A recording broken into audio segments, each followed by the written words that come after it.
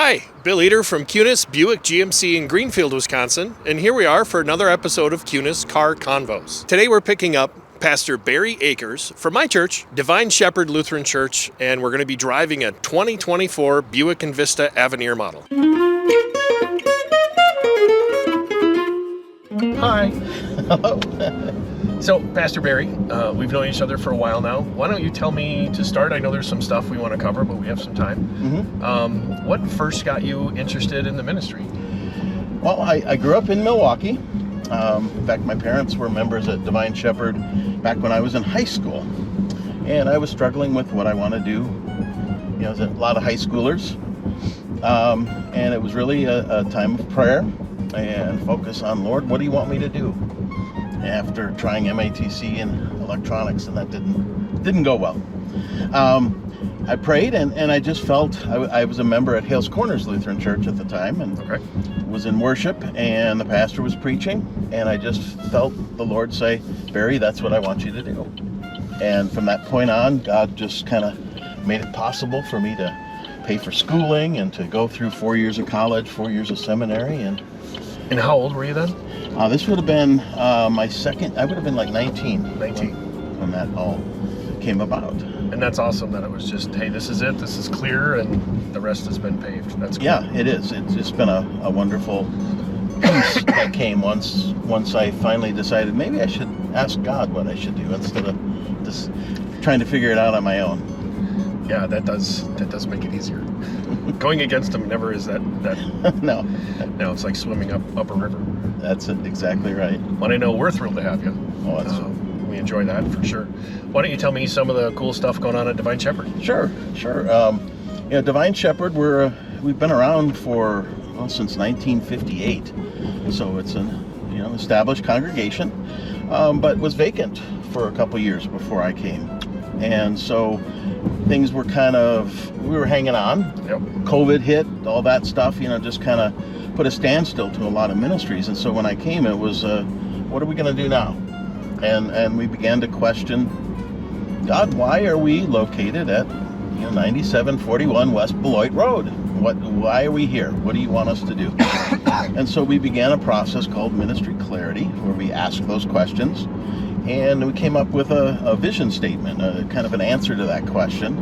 And it's I think a good vision for us to have as a congregation, and that's Divine Shepherd is a beacon and a refuge for all who are lost and broken to meet Jesus through worship, study, and service. I love it. Now, fair point. I do know most of this because I do go there. But it is really welcoming, and it is really nice. I remember the first time I walked in with my wife, Courtney, because her mom and her have been going there for 40 years. Yeah. Sorry, babe. Courtney only for 30, yeah. 29 years? Yeah, 29, yeah, that's it. But it was welcoming from the very first time I stepped in, and still is. Mm-hmm. And when we had that time, basically without, the lead pastor going through, mm-hmm. It was interesting. It was different, different people stepped up, but it's really nice to have like the voice and the driving person there, so. Yeah. So it caused us then to say, okay, what are we doing now for ministry? And we began looking at our current ministries and then dreaming about maybe some new ministries that God might have in store for us. And so that's been we've been doing this for over a year now. We're kind of in the phase now where we're looking at our campus, and okay, can our campus accommodate the ministries we think we should be doing? And? We're right at the beginning of that. I know there's got to be some changes. We have a structure in the back, our old preschool building that hasn't been used for about 5 years. Yep. And so we're trying to figure out, what do we do with that? Do we fix it up? Do we tear it down? Do we sell it? And so that's going to take a little bit of a process to work through. There's always more than just what people see coming in on a Sunday. Exactly. Yeah. I was talking with my daughter-in-law. My son is a pastor in Maine, and she confessed to me. She said, I remember asking Ben when we were first dating, what does your dad do all week? He's only there on Sundays. And now that she's the pastor's wife, she says, I am so sorry. Oh, yeah. It's a full week sometimes. Oh, I bet. And I just walking in now, there's, obviously, church secretaries there, custodians there. It's, you were busy. There's always something. Finishing up things for getting ready for Sunday. Yeah, there's always things that come up. So I know one question I wanted to ask too is the gospel, the sermons on Sunday. Do you plan them out for the year? Like, hey, I want to kind of go on this path. Do you ever have it where, God's speaking to you and it's like, I want you to talk about this, and you've got to just change up in the middle of the week? Yes to both. I don't plan out for a year. We use a lectionary in our church, and so there are appointed scripture readings, 3 readings for each Sunday of the church year. And so I try to use those. Occasionally I'll say I want to preach on a series. Maybe that'll be a 6-week series or something where it'll be different texts. I try to get those. I try to do about a quarter of the year at a time, so about 3 months at a time. And then that gives our musicians a chance to pick music that might go along well with the messages and the like. Makes sense. So it's about 4 times a year I'm sitting down and trying to figure out exactly what to say. There have been times where I've had a sermon. My former church, I had a Saturday night service and then Sunday morning. There were times where I threw away the sermon on Saturday right before I preached. I was started from scratch. I'm like, the Lord is wanting me to do something different. There's been times where I would preach on Saturday and it'd be a different sermon on Sunday. At Divine Shepherd, we just have the one service, so I don't get a chance to do that. But yes, there have been times where I've planned a sermon for 3 weeks or 3 months rather. It's going to be on this topic. And then come maybe Thursday, Friday of the week, the Lord has a different And I'm guessing he didn't plan. let you down. I'm guessing it was like... Yeah, he got me through it. Yeah. And then there's times, last Sunday, the sermon as we were looking at He Will Raise You Up on Eagle's Wings. It was one I picked about 3 months ago.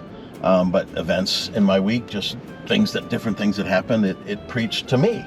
And oftentimes that's what I want a sermon to do, is speak to me first before I can share it with the people in the pews. That makes a lot of sense. That does.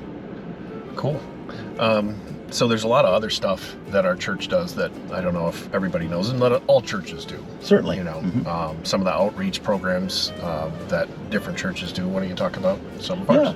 Yeah. One, I want to thank Kunes for their support of our youth as they go on Teen Serve. Yep. And it's basically a servant event where they go away for a week to a community away and serve, painting, building, helping folks in need.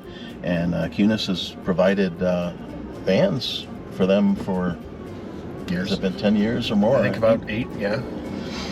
And so I want to make sure to thank you for that. And that's something we continue to do each summer. We send junior high and senior high youth. We're planning to go in June to Butler, Indiana. Butler, Indiana is northeast part of Indiana, a little bit north and east of Fort Wayne. Okay. So that's coming up.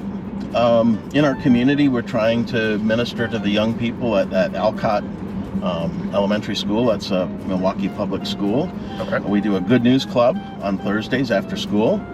We've had up to about 30 kids that are coming to that, and it's kind of like there's singing, there's crafts, there's a Bible story, there's games, and just a neat way for kids every week to get an opportunity to, as we said in our vision statement, meet Jesus. Yeah. Yeah, that's awesome. And then we've had them come and sing for us at church once or twice a year, and that's always fun to get to know the kids. And so that's been a real neat ministry.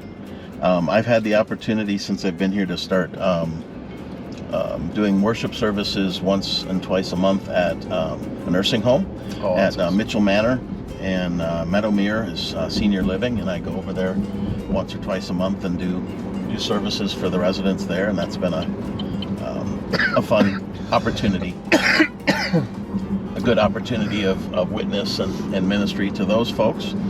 Our worship services Sunday mornings 9:30. We'd certainly love to have anybody join us for that. But yeah, come on in. We're coming up on Lent. Listen to this guy's voice. Like, he's fun to listen to. Well, thanks, Bill. We've got Lent coming up. Next Wednesday is Ash Wednesday. So we're going to start doing services on Wednesdays. Our Ash Wednesday service will be a 6:30 p.m. service, and we certainly invite anyone to come. We'll do imposition of ashes, celebrate the Lord's Supper, and we're beginning a journey as we're guided to the cross. And that journey is going to continue on Sunday mornings. But then the Wednesdays following, beginning on the 21st of February, we're going to do lunch and a Lenten devotion in our fellowship hall. Oh, awesome. And so we're going to invite folks to come by, and we hope to keep it under an hour, maybe 45 minutes between a light lunch, maybe sub sandwiches, soup, things like that. Then we do a devotion. We're going to be looking at Max Lucado's book, He Chose the Nails, and looking at the different gifts that God gives us by way of Christ's suffering and death. Max can write. Yes. He's powerful. Yeah. We're going to watch videos that he has done on this as well. Okay. And then a little bit of a discussion about it. Yeah, that'll keep you interested. That is not a dry read ever. No. And so that, like I said, that'll be about 45 minutes on Wednesdays throughout the season of Lent. So we hope we'll have a good amount of folks joining us for that. Yeah. And our fellowship hall's comfy. It is. Yeah. It is. Nice kitchen in there. Yep. And we're, like I said, it's not going to be a huge, don't come and expect to just keep eating and have a heavy lunch, something light. Like I would? Yeah. Right. I mean, well, you and I both. I may go get a snack after lunch. Yeah. But it'll be a good time of fellowship as well. And it's always good to have the people of God come together. Yes. Sorry for the cough. I should have just grabbed a bottle of water. Oh, not a problem. It happens.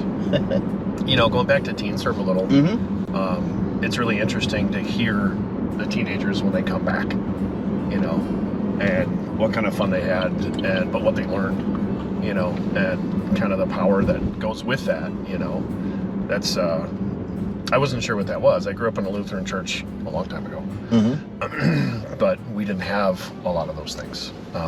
So it's neat that we have stuff for all ages to jump in and do.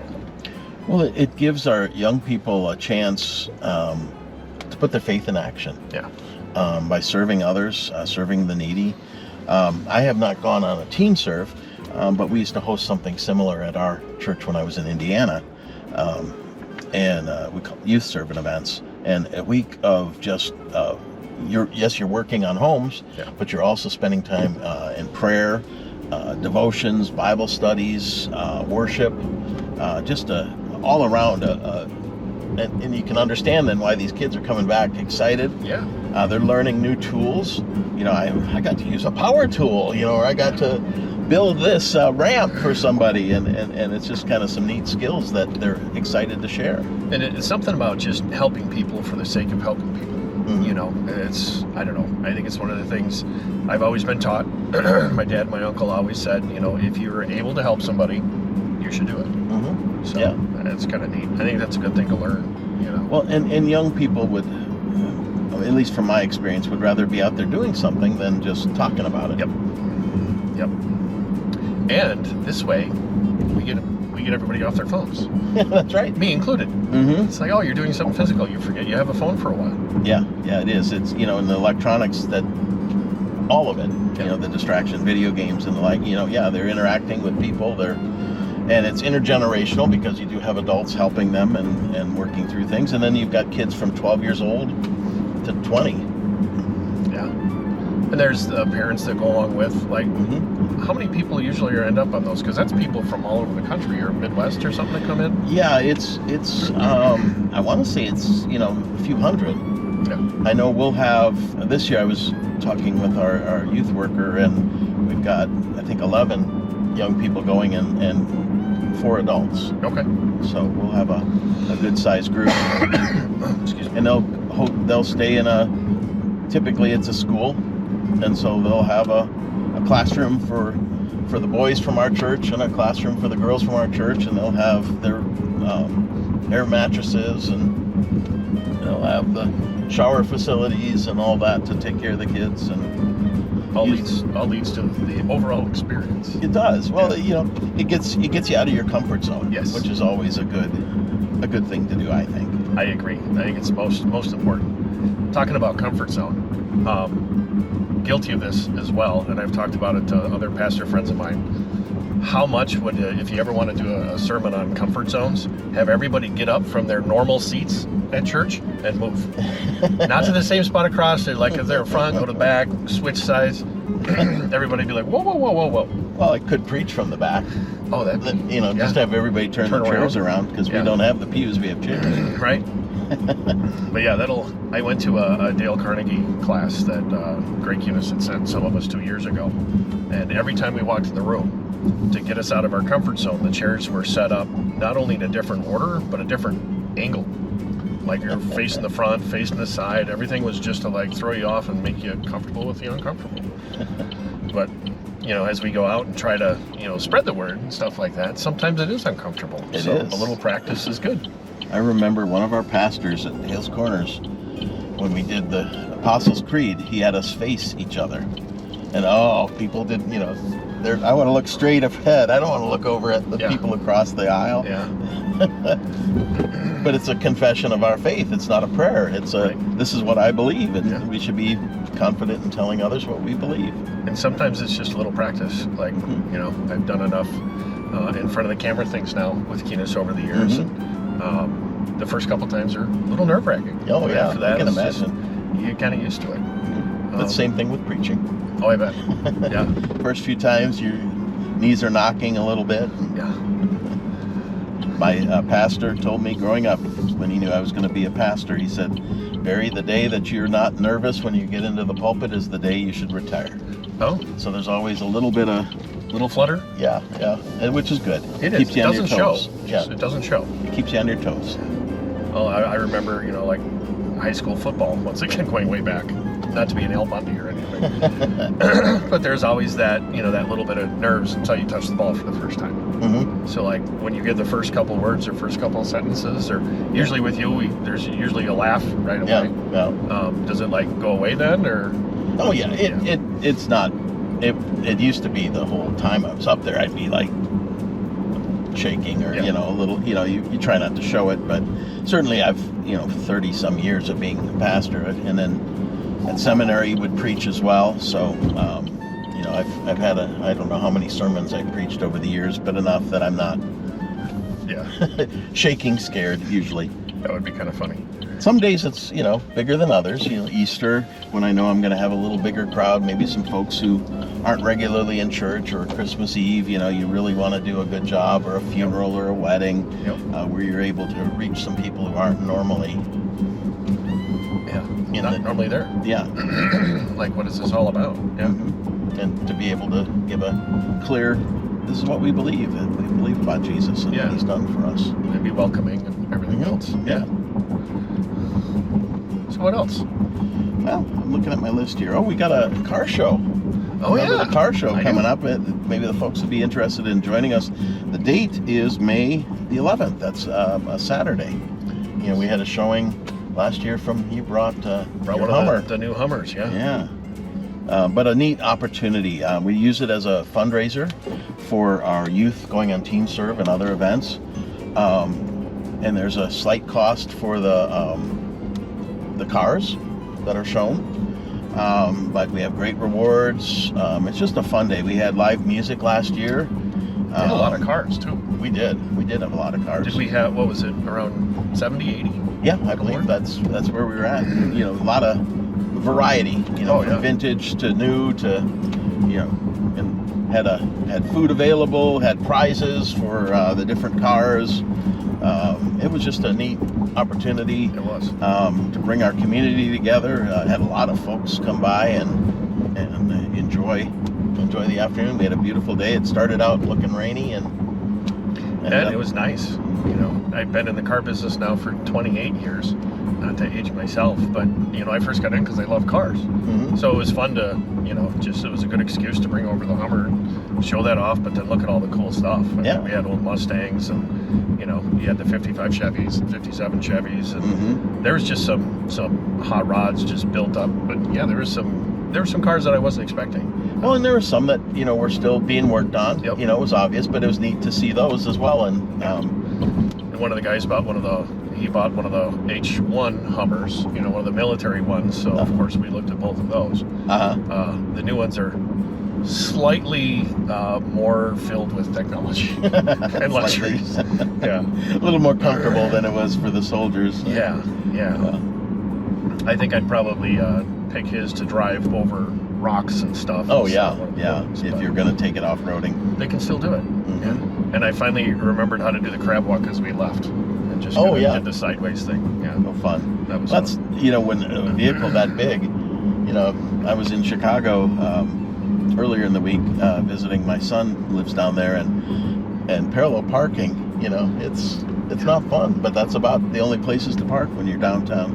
Yeah, and that thing will just whip right around. It's crazy. It'll just zip. So we did that because we weren't sure where to go afterwards. Then we found a spot. Good. So May 11th for that? Yeah, that's May 11th. When can people start registering? That's a really good question. It's a really good question. I bet Brian. Well, Brian. Brian would probably know that. Yeah, and it's we'll have some. I know they're going to have a Facebook page dedicated to it. And perfect. Could call the church even, or contact us, and we'd be glad to. Or maybe say our website. Our website is divineshepherdlc.org, and we'll have that on there as it gets a little bit closer, and also on our Facebook page. Okay. Divine Shepherd Church, Milwaukee. DivineShepherdLC.org. Yeah. Perfect. LC for Lutheran Church. Yep. We got Vacation Bible School again. Thinking of things for the community coming up this summer. We haven't picked a date yet for that, but we're looking into. We're talking about that in an elders meeting just this Tuesday. That's always fun. I remember doing that when I was a kid. Yeah. And we've been doing 3-on-3 basketball tournaments in our parking lot. We got the new hoop out there, and one of our members organizes those. He's done them with for adults in the community have come to be a part of that, and then he does one for the gals. He coaches middle school basketball, so he'll have his girls come and participate in that. So those will be coming up this summer. Maybe I'd say there could be 2 to 4 of those. And that's a nice. I mean, we put up a nice hoop. It's not like some little thing that's going to fall apart. No, the nice, nice rim and the glass backboard. It's a really got it marked off on the blacktop. Yeah. We painted a court out there and stuff. And it's flat too. You don't have to dribble and watch the ball go 14 feet that way. Yeah, they did good in picking where to put it too in the parking lot. And I did notice that we stopped any basketball during the car show, so don't have to worry about that. Yeah, we didn't want any balls getting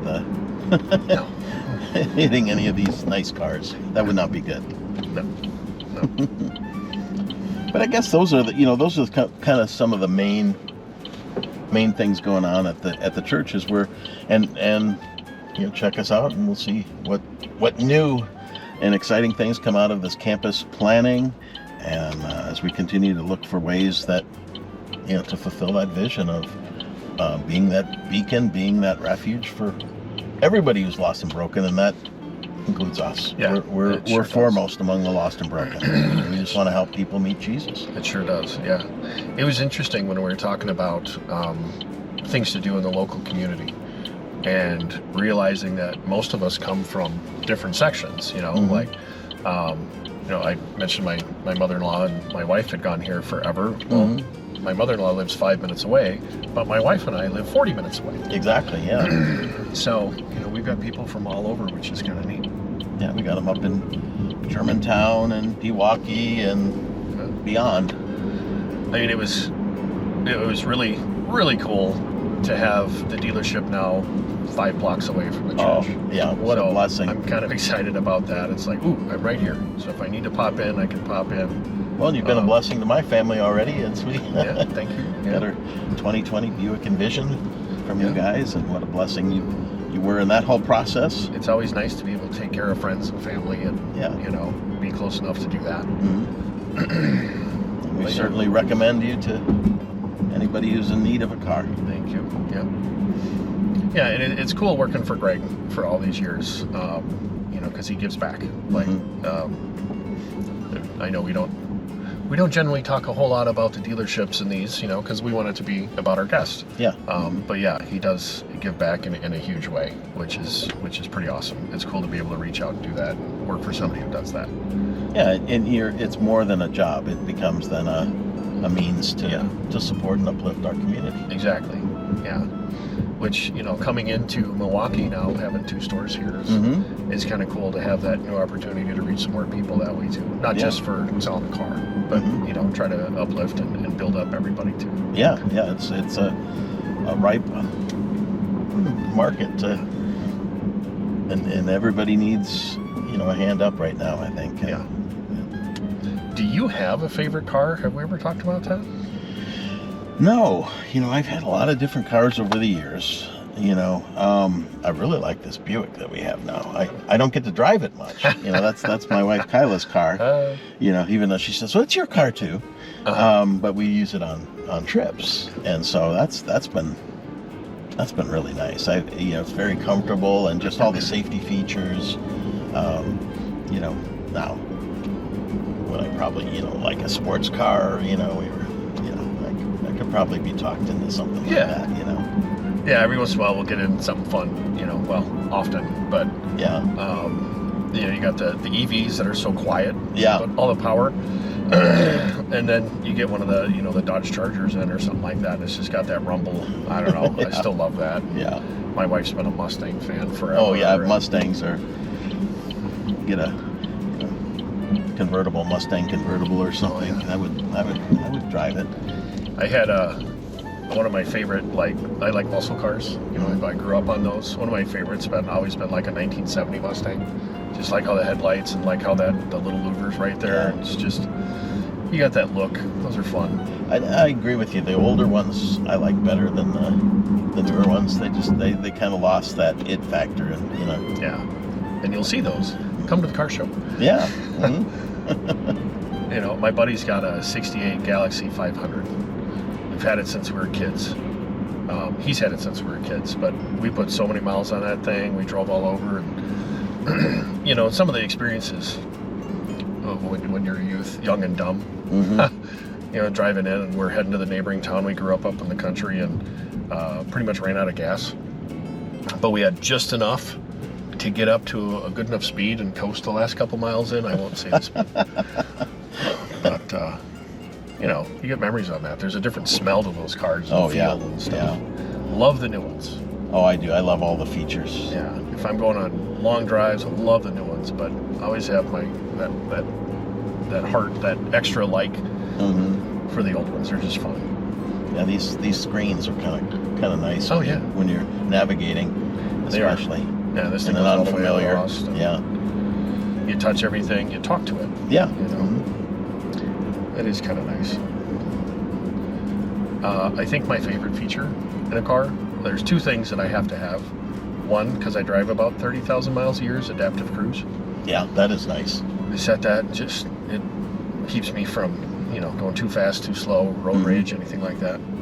And then the other one is definitely the automatic climate control. I like just telling it what temperature and then having it go there. I was gonna say, I like those are some good things. I like heated seats and the heated steering wheel in our Wisconsin climate. Yep. My hands getting to the point, get a little older and get that arthritis in your hands, and that heat, it feels good. It does. It does. I would never have asked for it, but I'm glad I got it on both my cars. It's one of those things though that the first time you start the car and you turn it on, you're like, oh, it's there, and oh man, it's cold enough that I need it. Yeah. I can't believe we have this sunny of a it's a gorgeous day. Yeah, didn't need our jackets. 46 degrees. Yeah, so nice. Talk. Do you guys do that when you're driving? Do you call out animals?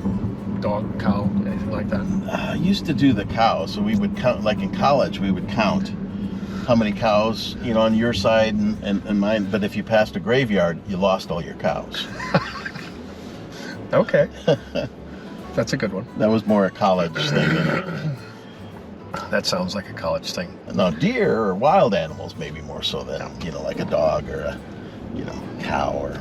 Well, I grew up a couple hours north, so if we were counting cows, we'd have to go like 2 miles an hour. 1, 2, 3, 4, 5, 10, 20, 40. I worked on farms when I was a kid growing up. One of my guys had, one of my friend's dads had 800 and some acres, and a couple hundred head of cattle, so...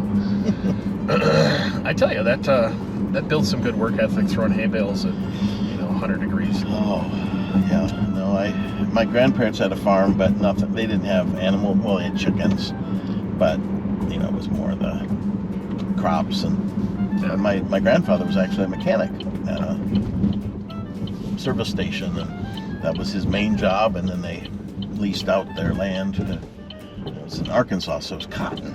Oh, okay. We'd ride in the combines to collect the cotton and stuff. And my mom, now she would have to go out and pick it, but when I came around, we had combines. Some machines, boy, that makes it easier. And now the combines have all the things that you have in this vehicle. Oh yeah. Climate control and GPS and all that good stuff. Yeah, there's nothing like when you're a kid, 10, 12 years old, and you're standing in the back of the hay wagon because he wanted to make less trips. One of the wagons was down, so you got to stand back there and stack them. Mm-hmm. So you got to make sure you're paying attention so you don't get hit by the one flying at you. Never got hit.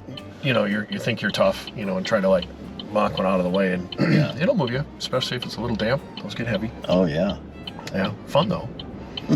I wouldn't trade that experience growing up for the world. It was, and with animals, Courtney, my wife, obviously, she loves animals. Yes, she does. And growing up in the city, she didn't get a chance to see all this stuff. So the very first time was when we first got married. Mom still had her farm before she sold it. Mm-hmm. She had a white turkey named Chirk.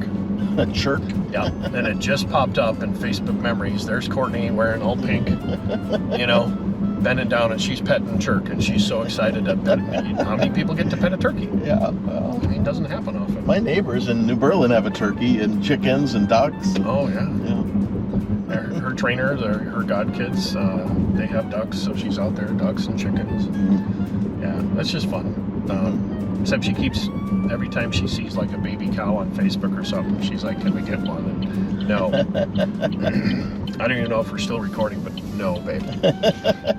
So, well, here we are. Yeah. Back at church. Yes. Well, thanks for the ride. That was a great ride. Yeah. I'm just impressed. I knew enough where I was going to get there and come back. Yeah. Yeah, I knew every place we went. Good. I almost did. We went by my high school. We didn't point it out. Well, where Courtney went too. Yeah, Martin Luther. Yeah. Yeah. Mm-hmm. That's awesome. Well, cool. Thanks, Bill. Thank you. Bye. Bye.